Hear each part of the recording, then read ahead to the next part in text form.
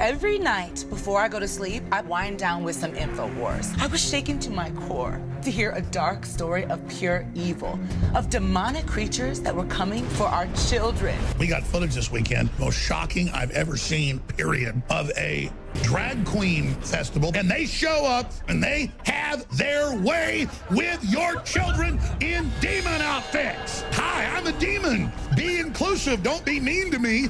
Don't get lost in the subtlety here. He's warning us about a very real threat. There are demons reading manifestos about diversity and inclusion to our kids. And it's happening all over the nation. Alex Jones has been sending his reporter, Millennial Millie, AKA Rainbow Snatch, to go deep undercover to totally public drag queen events. You cross the line when you start dragging children into the middle of it. This is obviously mature content. Yeah, obviously. But only in America does it happen, and I'm sick of it. I'm tired of it right now. I can't handle it more now.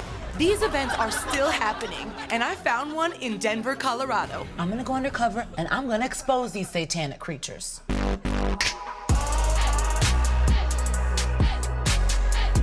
It's your girl, multicolored cooch. Okay, I'm going in. I'm really scared. Do you think they're just gonna attack me as soon as I walk in? I'm risking my life to get the truth for you. Hi. What you got here? Oh, it's just my undercover camera. No, I mean, it's not. I don't know, it's nothing. No, it's fine. You can bring those guys in too if you like. Hey, guys! She can see you, come in! Okay, so I don't have to go undercover, and the woman who owns the bookstore is like really welcoming and sweet. But this is just a cover-up for the secret, nefarious workings of drag queen story time. There they are, the demons themselves. I'm Shirley, and this is my friend Dixie. Hi, everybody. Yes. So this book is called The Boy Who Cried Fabulous. Fabulous.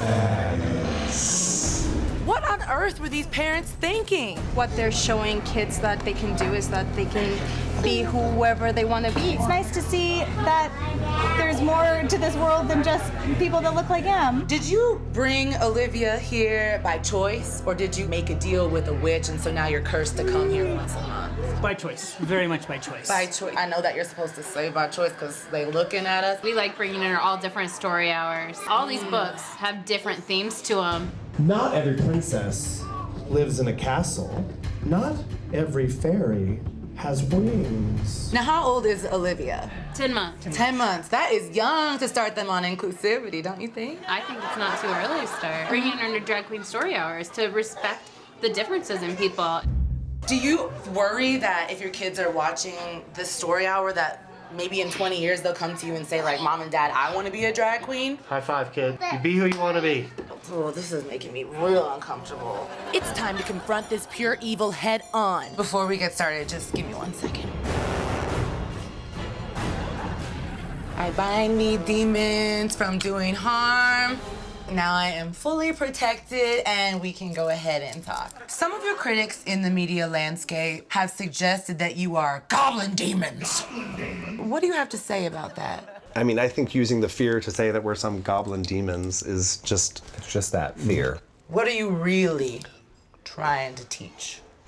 Okay. We're just reading books for kids because we want them to feel loved and valued and included. And if they feel those things, they will help other people feel those things. I mean, let's get real. Don't you think these kids are too young to hear a story like Red? Red is such a great story about a crayon that's blue, but in a red wrapper, and all the other crayons think that it's red, try to make the crayon draw red things, and... I think I'm not understanding that book. Their books don't make sense, and why are they dressed like this? I mean, we are just absolutely this fabulous. This is an art form. Wow, that eye makeup is on point. How'd you do that? Yeah. Imagine if kids learned about inclusion when they were 4 or 5. And they grew up their entire lives being welcoming and open to people who were different from them. Whatever you did to your lips, I'm gonna need to do that. Ha! Tricked them. They thought they were giving me a makeover, but really I'm using their tactics against them. I'm going to teach these kids some good conservative values. This book is called Ferdinand the Cuck. Okay, is that not Okay. Thank you, everybody. If they're all about inclusivity and not judging people, then how come they're judging me and my judgments of them? If you had something to say to Alex Jones, what would you say to him? I don't know. I just want to say shut the up. See? Not inclusive at all.